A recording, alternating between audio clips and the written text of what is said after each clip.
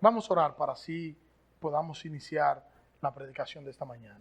Eterno Dios soberano, en esta mañana una vez más te adoramos y bendecimos tu nombre. Una vez más agradecemos, Señor, la oportunidad que tú nos das de poder adorarte, de exaltarte, la oportunidad, Señor, que nos da, Señor, de reunirnos como iglesia, Señor. Te pido, Dios, que hable a nosotros a través de tu palabra, Señor. Tu palabra que es inerrante, tu palabra que es toda suficiente, Señor. Tu palabra que es lo que nosotros necesitamos para prosperar, Señor, en nuestra vida integral, Señor. Guíanos, Señor. Permite que tu Espíritu Santo aplique tu palabra a nuestros corazones, Señor, y que Jesucristo sea exaltado a través de la exposición bíblica. En el nombre de Jesús te lo pedimos, Señor. Amén. Vamos a leer en el Evangelio según San Juan. Recordar que seguimos nuestra serie del Evangelio de Juan, Dios con nosotros, y estamos hablando de la vid verdadera, la parte número 2, la segunda parte de lo que es la vid verdadera. Y la semana pasada vimos el versículo 1 y el versículo 2. Vamos a ver hoy el versículo 3 hasta el versículo 7, pero permítanme leer desde el versículo 1 para que tengamos todo el contexto. Evangelio según San Juan, capítulo 15, versículo 1 hasta el versículo 7. Yo soy la vid verdadera y mi Padre es el viñador. Todo sarmiento que en mí no da fruto lo quita, y todo el que da fruto lo poda para que dé más fruto. Nuestro texto de hoy. Vosotros ya estáis limpios por la palabra que os he hablado. Permaneced en mí y yo en vosotros. Como el sarmiento no puede dar fruto por sí mismo si no permanece en la vid, así tampoco vosotros si no permanecéis en mí. Yo soy la vid, vosotros los sarmientos. El que permanece en mí y yo en él, ese da mucho fruto, porque separados de mí nada podéis hacer. Si alguno no permanece en mí, es echado fuera como un sarmiento y se seca, y los recogen, los echan al fuego y se queman. Si permanecéis en mí y mis palabras permanecen en vosotros, pedid lo que queráis y os será hecho. La vid verdadera. Los discípulos, el Señor le está diciendo ya aquí a lo que es la altura del versículo 3. El versículo 3 le dice el Señor a ellos que ellos estaban limpios por la palabra que ya Cristo le había hablado. Los discípulos habían sido purificados por el único agente de purificación. Y el único agente de purificación es la palabra de Dios. La palabra de Cristo ya lo había limpiado a los 12. La palabra del Señor tiene un efecto purificador en el creyente. ¿Qué nosotros necesitamos para estar limpios? ¿Qué podríamos pensar o en qué podríamos pensar que nosotros necesitaríamos para estar limpios y para estar puros? Bueno, para ello, lo único que nosotros necesitamos es la palabra del Señor. Porque la palabra del Señor es el único agente purificador y es lo que utiliza el Espíritu Santo para purificar al creyente. Nosotros somos purificados y el Espíritu Santo obra en nosotros para dicha purificación, pero la herramienta utilizada por el Espíritu Santo para purificar la vida del creyente es la palabra de Dios. Por eso Jesús le dice, ustedes ya están limpios por la palabra que ya yo os he hablado. Porque es mi palabra la única que tiene la facultad de limpiar la vida del creyente. De purificar la vida del creyente. Pero también podemos decir que este versículo se refiere a lo que es la justificación y se refiere también a lo que es la santificación. Cuando nosotros pensamos en justificación, cuando nosotros pensamos en santificación, cuando nosotros pensamos en un agente dado por Dios para la purificación, para la santificación, hay quienes piensan en la oración, y yo voy a estar hablando en unos segundos de la oración, pero no es la oración el agente purificador. No es el ayuno el agente purificador. El único agente purificador es la palabra de Dios. La justificación es el acto mediante el cual Dios declara justo a los pecadores injustos después de haberle imputado la justicia de Cristo. Dios nos declara justo mediante los méritos. Fíjense que dice, este concepto dice que nos declara. No es que somos, no es que hemos alcanzado, es que somos declarados justos por los méritos de Cristo. Nosotros necesitamos exponernos a la palabra de Dios. Nosotros necesitamos vivir la palabra de Dios. Nosotros necesitamos rumiar la palabra de Dios. Nosotros necesitamos memorizar la palabra de Dios. Nosotros necesitamos aplicar la palabra de Dios. Porque es la palabra de Dios la que nos santifica. Santifícalos en tu verdad. Tu palabra es la verdad. Y nosotros como ramas necesitamos ser nutridos, y lo que nos va a nutrir a nosotros es la palabra de Dios. Es su palabra la única fuente de sabiduría y la única fuente de vida. Nosotros necesitamos su palabra en nosotros, su palabra que es inerrante, su palabra que es toda suficiente. Nosotros necesitamos acercarnos de manera seria a las Escrituras y estudiar en ese manantial, en esa fuente inagotable, donde nosotros vamos a encontrar consuelo, esperanza, y nosotros vamos a encontrar en ella la purificación que nosotros necesitamos. Inerrante y toda suficiente. Y nosotros vamos a crecer en la fe en la medida en que nosotros podamos estudiar y aplicar la palabra de Dios. No puede usted pretender que usted va a crecer en la fe, pero usted solo está dedicado a la oración. Usted no puede pretender que va a crecer en la fe, pero usted solo está concentrado en la oración y en el ayuno. No, usted no va a crecer en la fe. De la única forma que usted va a crecer en la fe es si usted se sumerge en las aguas profundas de la palabra de Dios. Porque entonces la palabra de Dios es que lo va a llevar a orar. Y la palabra de Dios es que lo va a llevar a hacer todas las cosas que usted tiene que hacer como creyente. Necesitamos con carácter de urgencia sumergir nuestras mentes en la fuente inagotable. Esa fuente inagotable que es su palabra. Y me surgen aquí algunas preguntas. ¿Estamos nosotros estudiando las Escrituras? ¿Qué tiempo le dedicamos al estudio de las Escrituras? Si podemos hacer una comparación con el tiempo que nosotros duramos en las redes sociales, navegando y compartiendo con amigos, en el balance, ¿a qué usted le dedica más tiempo? ¿Al estudio serio de las Sagradas Escrituras o al compartir en las redes sociales?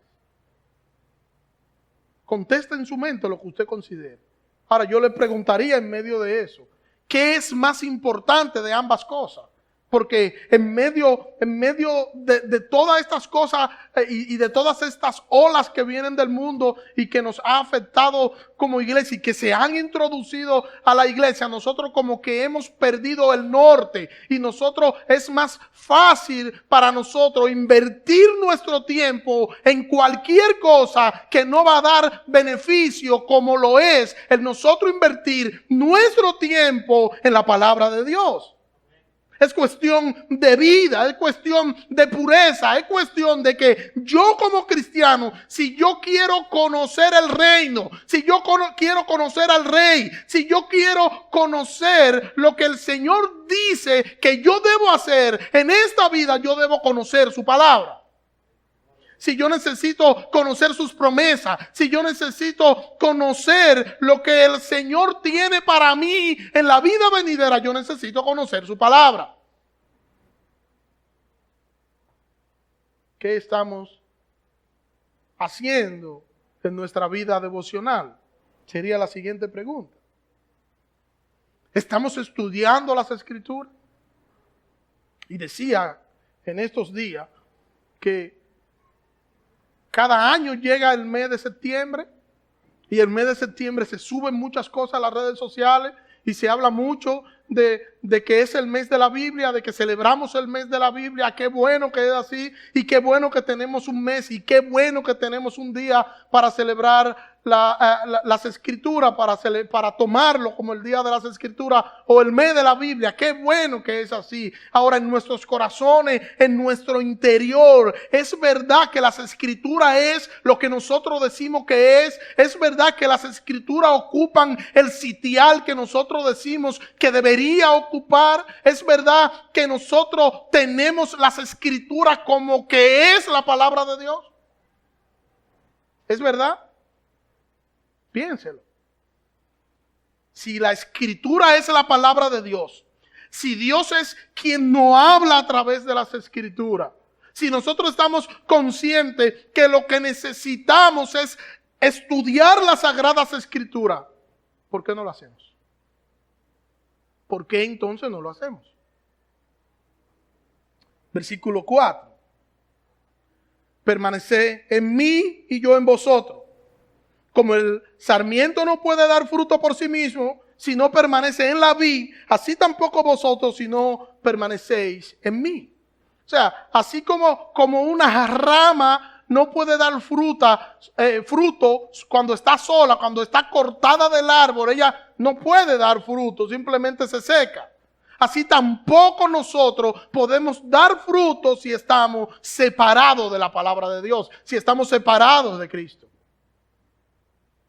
Nosotros tenemos que permanecer en Cristo. Nosotros tenemos que tener intimidad con Cristo. Intimidad con Cristo. Permanecer en Cristo, esto implica intimidad con Cristo. En cualquier circunstancia, en cualquier momento, en cualquier situación, tenemos que permanecer en Cristo en medio de todas las cosas que nosotros podamos estar atravesando.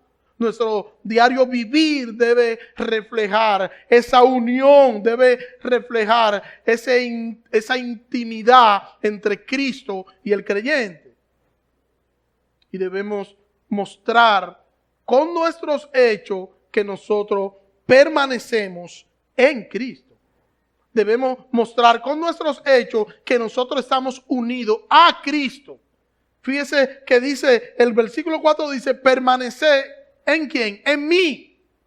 Está diciendo Cristo.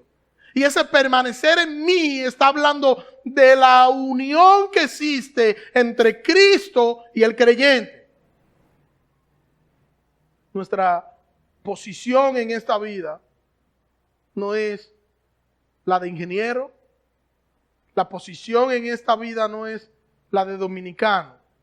La posición de nosotros en esta vida es ser cristiano. Esa es nuestra mayor posición y es la posición que nosotros deberíamos exhibir. Somos cristianos. Tenemos un privilegio enorme, el mayor privilegio que ser humano alguno pudiera tener. Nosotros somos de Cristo y estamos unidos a Cristo y tenemos intimidad con Cristo, y eso debería llevarnos a nosotros a exhibir eso y a tener eso en alta estima, que todo el que esté a nuestro alrededor pueda entender que somos lo que somos y que actuamos como actuamos porque Cristo vive en nosotros.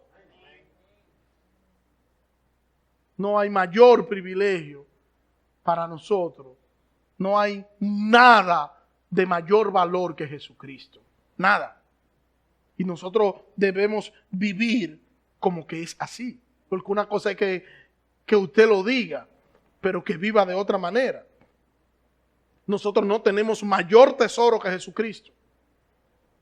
Hermano, no tenemos mayor tesoro que Jesucristo. Y nuestro andar debe testificar eso. ¿Ustedes recuerdan a los discípulos cuando estaban en la barca? Estaban en la barca, iban a cruzar al otro lado, llega una tormenta, Jesús está en la popa del barco durmiendo y ellos, el barco, la embarcación está a punto de hundirse, de zozobrar, y ellos de manera desesperada van a despertar al maestro y le dicen: Señor, ¿no tienes cuidado que perecemos? Al Señor. Eso era para que ellos se sentaran alrededor del Señor y se durmieran junto con Él. Y ellos tuvieran la posición de decir: el Señor está en la barca. No importa. Si la barca se hunde, Él va a hacer algo, pero nosotros vamos a salir victoriosos en medio de esta tormenta.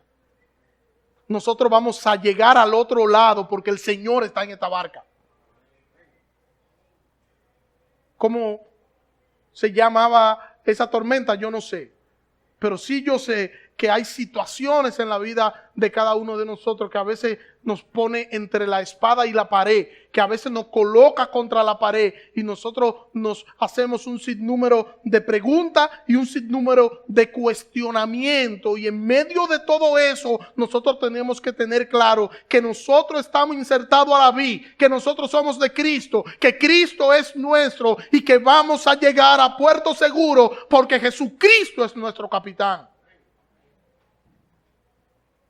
Las ramas reciben el sustento de la vid. Así el creyente debe estar pegado a Cristo. Como las ramas, para poder subsistir y tener vida, necesitan estar pegadas a la vid. Así nosotros necesitamos estar pegados a Cristo para nosotros poder tener vida y para nosotros poder dar fruto. Porque es Jesucristo quien nos sustenta. Es Jesucristo quien suple nuestras necesidades. Es Jesucristo nuestro todo, o por lo menos debería ser así. Nos dio vida eterna y nos promete deleite eterno con Él en la vida venidera. ¿Y en esta vida qué, pastor? En esta vida tenemos su cuidado, tenemos su protección y tenemos la fuente inagotable que es su palabra para nosotros poder sumergirnos en ella y agradar a nuestro Dios viviendo conforme a su palabra. Nosotros estamos en Cristo. Y ese estar en Cristo nos hace entender nuestra dependencia total. Nosotros somos dependientes de nuestro Salvador. Nosotros necesitamos a Cristo, nosotros necesitamos sus cuidados, su amor tierno, su fortaleza, y su Espíritu Santo está en nosotros. Entonces, como nosotros necesitamos, como dice el versículo 4, permanecer en Cristo, una vez que ya nosotros entendemos que no podemos relegar el nosotros estudiar las Escrituras, no podemos relegar el nosotros estudiar de manera seria, sumergirnos en la palabra de Dios. Bueno, también nosotros necesitamos orar.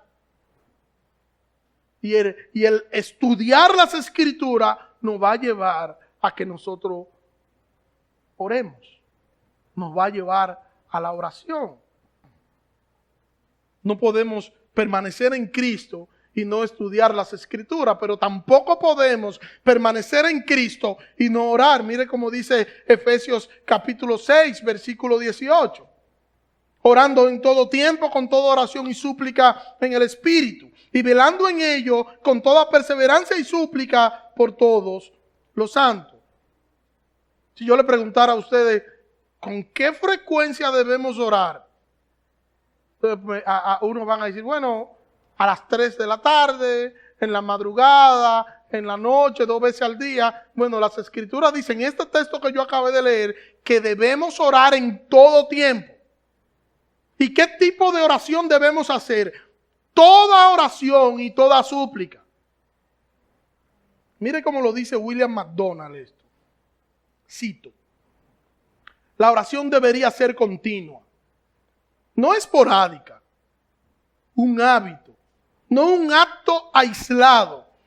Deberíamos emplear toda clase de oración, súplica, pública, y privada, deliberada y espontánea, ruego e intercesión, confesión y humillación, alabanza y acción de gracias. Fin de la cita. El creyente que tiene comunión con el Señor no solo debe hacer oraciones para pedir, no solo cuando piensa en oración, piensa en qué voy a pedir. Y se nos vendió la idea por mucho tiempo de que cuando nosotros pensamos en la oración, pensemos en qué le vamos a pedir.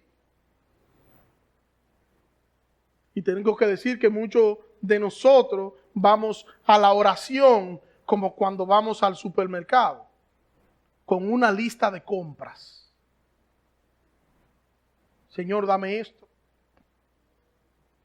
Señor, dame aquello. Yo quiero, Señor, que tú hagas esto. Señor, y me gustaría que tú hagas tal o cual cosa y que lo hagas de tal o cual manera. Porque se nos vendió la idea que cuando nosotros vamos a orar, nosotros debemos ir a pedir siendo extremadamente específico. Porque si tú pides algo y tú dices, Señor, dame un carro, y nada más tú dices, Señor, dame un carro, el Señor te puede dar cualquier modelo del 80, del 70, pues tú pediste un carro, fue un carro que te dieron. Como si la oración se tratara o girara en torno a nosotros. Dios me da exactamente lo que yo le pida, dice en ese contexto. ¿Pero es eso lo que enseña las Escrituras? Claro que no. La oración no es para que el Señor complazca mis caprichos. La oración no es para que el Señor, como un agente vendedor, agregue a su lista las cosas que yo le estoy pidiendo para que me la dé en un breve tiempo, en el tiempo que yo estoy exigiendo. No, eso no es la oración. La oración es para guiarme a someterme a la voluntad de Dios. El fundamento de la oración no son ni siquiera mis súplicas ni mis peticiones. El fundamento de la oración es la relación de Cristo con el creyente, de la iglesia con el creyente. Nosotros somos ramas. Y como ramas, nosotros deberíamos estar conectados con nuestro Señor. Nosotros deberíamos orar de manera persistente. Orar en el Espíritu. Orar en el Espíritu para que el Espíritu Santo nos guíe en el cómo pedir. Y que luego al final la voluntad de nuestro Señor sea la que reine en nuestra oración y que Él nos ayude a disfrutar de esa voluntad en nuestras vidas. Orar no es solo pedir. No es solo eso. Mire cómo lo dice William Hendricks, hablando sobre la oración en sentido general. La vida de oración debe ser definida. No solamente decir, oh Señor, bendice a todo lo que espera tu bendición, lo cual es muy general, sino súplicas o peticiones por necesidades definidas, ruego por bendiciones específicas. Eso significa que las personas que oran deben estar en comunión y en conocimiento de situaciones concretas en su alrededor. O al menos no deben hallarse limitados a su propio reducido horizonte. Debe conocer las situaciones donde la ayuda del Señor es necesaria a fin de la cita. ¿Qué decir de esto? Tenemos que venir al Señor en oración y tenemos que venir al Señor en oración en todo tiempo. Venir al Señor en oración cuando nosotros estemos tristes. Venir al Señor en oración cuando estemos atribulados, cuando estemos confundidos, cuando seamos tentados. y también cuando nosotros nos sintamos agradecidos por tal o cual razón, debemos ir al Señor en oración a manifestar nuestra gratitud. Y nosotros debemos estar conscientes de las necesidades de nuestro entorno para nosotros presentarla al Señor, para nosotros ir al Señor. Pero no ir al Señor como una clase de mago que va a cumplir los antojos de todas las cosas que están sucediendo a nuestro alrededor. No. Ir al Señor como nuestro Padre, como en quien nosotros tenemos confianza y esperanza. Y quien nos da fuerza y quien nos da aliento. Y en quien nosotros sabemos que nosotros podemos confiar y descansar en su voluntad, en su providencia y en sus cuidados.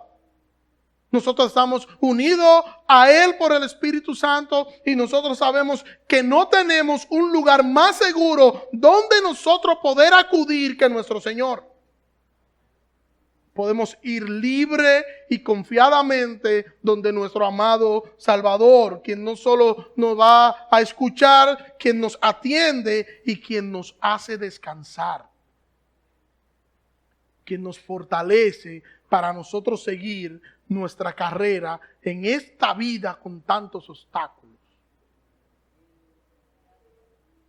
Cito nuevamente a Guillermo Hendricks: los que no permanecen alerta y son dejados e indiferentes en lo que respecta a sus hogares, en lo que pasa en las calles de su ciudad, de su región o provincia, en su país, en su iglesia, en su denominación y en el mundo, tendrán una vida de oración muy restringida. Los que no conocen la voluntad de Dios, porque dedican un tiempo ínfimo al estudio de las Escrituras, no podrán cosechar los frutos de la oración. Los que no conocen las promesas no pueden pretender entrar en las profundidades de las promesas de Dios en sus periodos devocionales, ni pueden participar de la profunda y satisfacción comunión con Dios. En consecuencia, orarán solamente de vez en cuando. No habrá perseverancia y solamente escasa súplica, peticiones por bendiciones específicas. O sea, mientras más tú conoces las Escrituras, mientras más tú conoces al Dios de las Escrituras, más profunda, más extensa será tu oración, porque tú sabrás que siempre está en su presencia y que todas las cosas que ocurren en tu vida están ocurriendo de parte de su voluntad y que el único que tiene control absoluto de todo es el Señor de las Escrituras. Entonces tú tienes que llevar a Dios en oración todo lo que esté aconteciendo, no solo para que el Señor haga, sino para que Él te ayude a ver lo que Él está haciendo, a gozarte con lo que Él está haciendo y para que el nombre de Dios sea glorificado en ti y a través de todas las cosas que están sucediendo. O sea que lo que puede estar pasando en tu hogar debe llevarte a las Escrituras y debe llevarte a la oración. O sea que lo que pueda estar pasando en el mundo, lo que está pasando en el mundo hoy con la pandemia, debe llevar a la iglesia a las Escrituras y debe llevar a la iglesia a la oración. Lo que puede estar pasando en tu comunidad, lo que puede estar pasando en tu familia, lo que puede estar pasando con tus vecinos, con tus compañeros de trabajo, debe llevarte a las Escrituras y debe llevarte a la oración. Así es como debería ser. Cuántas dificultades nosotros podamos tener o ver que alguien tiene, esas dificultades deberían llevarnos a las Escrituras y deberían llevarnos a la oración. Pero para eso, yo debo tener el peso que eso conlleva. Decir y saber. Porque nosotros no podemos decir que estamos insertados a la vid verdadera, pero no tenemos comunión con el Señor. No tiene sentido eso. Si no tenemos comunión con el Señor, no estamos insertados a la vid verdadera. Tan simple como eso. Una rama que recibe la savia es una rama que está en comunión. Es una rama que da fruto. Y ese fruto es a través del Espíritu Santo. Es el fruto del Espíritu que vimos en la predicación pasada. Es un creyente que ora. Es un creyente que está centrado en Cristo, que no desea otra cosa más que estar en su presencia. Es un creyente que depende de manera constante de su Señor. Y la oración constante de Él habla de su propia dependencia a Cristo. Porque Él sabe que no es autosuficiente y que necesita con carácter de urgencia de su Señor. Y sabe que sin su Señor Él no puede hacer absolutamente nada. Y cuando ve las distintas situaciones de la vida, ora al Señor buscando consuelo, ora suplicando misericordia, ora en acción de gracia por las bondades recibidas y ora por su propio pecado, porque sabe que sirve de manera sincera, pero no de manera perfecta. Y sabe que antes de acusar a otro, primero debe verse él mismo en el espejo de la palabra. ¿Recuerdan la parábola del fariseo?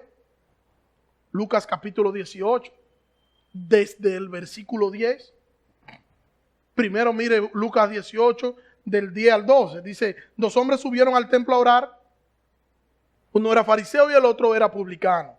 El fariseo, puesto en pie, oraba consigo mismo de esta manera: Dios, te doy gracias, porque no soy como los otros hombres, ladrones, injustos, adúlteros, ni aun como este publicano. Ayuno 2 veces a la semana y doy diezmo de todo lo que gano. Si nosotros, hermanos, somos honestos, tenemos que decir que muchas veces nosotros oramos así, creyendo que nosotros seremos oídos por cosas que nosotros hemos hecho, cuando sabemos que no es así. Que nosotros no seremos escuchados por cosas que hayamos hecho, que nosotros seremos escuchados por los méritos de Cristo. Y cuando nos presentamos al Señor en oración, nosotros debemos ir pensando no en nosotros, sino en Cristo, porque Él nos acercó al Padre. Somos justificados por Cristo y somos declarados justos por los méritos de Cristo. El Padre nos imputó su justicia. Y mire como dice la otra parte del versículo, el versículo 13. Mas el publicano, estando lejos, no quería ni alzar los ojos al cielo, sino que se golpeaba el pecho diciendo: Dios, sé propicio a mí, pecador. Este hombre había sido llevado a verse cara a cara frente a su pecado. Por eso no hay pretensiones, simplemente humildad. Porque eso es lo que nos pasa cuando nosotros contemplamos nuestra maldad, cuando nosotros contemplamos nuestro pecado.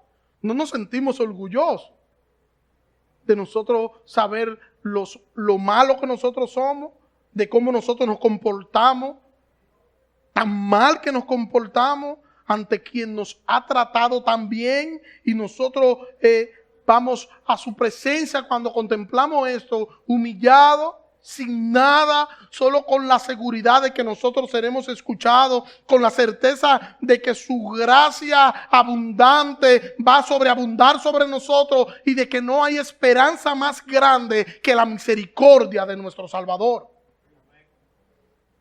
Dos tipos de rama o dos tipos de creyentes. Uno sin vida porque estaba desconectado de la vid, y el otro con vida y dependencia porque estaba conectado a la vid. La forma de orar, la forma de tú orar, dice si tú conoces o no conoces a tu Señor. Mucha gente debe ir a las Escrituras, e ir a las Escrituras a conocer al Dios de la Biblia, porque su forma de orar, dice su forma de orar, que ellos no conocen a Dios, que ellos necesitan conocer al Dios de las Escrituras. Conocer a Dios te va a llevar a entender que tú no debes darle órdenes. Eso precisamente indica que tú no le conoces. Imagínate una rama diciéndole a la cepa, a la vid, la cantidad de nutrientes que debe darle para ella poder subsistir. Y hay gente que ha orado, y hay gente que ha manifestado, que ha dicho: Señor, yo te ordeno que haga tal o cual cosa. No te suplico, no. Señor, yo te ordeno que haga tal cual cosa. Señor, y que lo haga ahora. Como si están orándole a un igual. A mí no me parece que le están orando a un igual. Me parece que le están orando a alguien inferior, incluso a ellos mismos. Necesitan conocer a Dios. Cuando nosotros conocemos a Dios, nosotros vamos a su presencia como este publicano. El texto dice que estando el publicano lejos, no quería ni siquiera alzar los ojos al cielo, sino que se golpeaba en el pecho y solamente repetía: Dios, sé propicio a mí, pecador. Sabía que estaba en la presencia de Dios, es lo primero, de un Dios santo, de un Dios poderoso, de un Dios que conocía, de un Dios que lo conocía a él, y que si Dios lo conoce a él, él sabe que no hay que darle referencia a Dios. Nosotros no vamos a Dios y cuando nosotros estamos orando, Dios nos está preguntando el currículo de él para saber quién es él. No, Dios nos conoce. Dios sabe quiénes nosotros somos. Dios nos escogió a nosotros en Cristo en la eternidad pasada. Dios nos conoce incluso antes de nosotros existir. El poder, la majestuosidad de nuestro Señor, el señorío de nuestro Señor no es para menos. Es para nosotros temblar en su presencia. Es para nosotros saber que nosotros no estamos ante cualquiera. Y el temor debería apoderarse de nosotros. Eso debería, en eso debería pensar una persona que conoce a Dios y no ir de manera ligera como que está hablando con un igual. El que no conoce al Señor se comporta como el fariseo y va a donde el Señor con cierto humanismo legalista, exhibiéndose, pretendiendo él ser un modelo terminado, queriendo dar una imagen de sí que no es la correcta, vendiéndose como un súper espiritual y en el fondo lo que es una persona digna de conmiseración, comparándose con los demás. Señor, gracias porque yo no soy como aquel. Señor, gracias porque yo no soy como fulano. Señor, gracias porque no me hiciste como este. Pero la única finalidad es de calificar a esas personas y exhibirse como si él fuese un producto terminado. Y no es así. Tú quieres compararte con alguien, bueno, compárate con Cristo, quien es el autor y consumador de la fe. Cristo es el modelo y Cristo es el modelo. Tú cuando sientas deseo de compararte con alguien para ver si tú eres grande o no, compárate con Cristo. Y cuando tú creas que tú eres igual a Cristo o que lo has superado, entonces esa es la muestra de tu pecado. Necesitas arrepentirte entonces. Versículo 5. Yo soy la vid, vosotros los sarmientos, el que permanece en mí y yo en él, ese da mucho fruto, porque separado de mí nada podéis hacer. Separado de mí nada podéis hacer. La rama que pertenece a la vid no puede dejar de dar fruto. Si está insertada la vid, no puede dejar de dar fruto. Porque el fruto no depende de la rama. Y aunque el creyente peque, que lo va a hacer en muchas ocasiones, lo hará, a la larga dará fruto. Porque está insertado a la vid. Y es la vid. La dependencia de la vid, la dependencia de la rama a la vid. La vid es la que hace que produzca fruto la rama, no la rama por sí sola. Por eso Juan nos dice: hijito, no pequen. Pero si alguno peca, abogado tiene para con el Padre, a Jesucristo, el justo. ¿Vamos a servir al Señor de manera perfecta? No. Porque no somos perfectos, somos imperfectos. Somos pecadores imperfectos, todos. Somos pecadores arrepentidos nosotros. No vamos a servir al Señor de manera perfecta, ahora sí de manera sincera. Y ese sí de manera sincera implica que cuando yo peque, yo voy a ir al Señor a pedir perdón, humillado ante el Señor, porque le he fallado. No que voy a justificar lo que he hecho. No que voy a justificar mi pecado. No que yo voy a ir al Señor justificando, Señor, yo lo hice, pero tú sabes que tal cosa no. Ahí no hay arrepentimiento. La alabanza a Dios también es un fruto. Hebreos capítulo 13, versículo 15.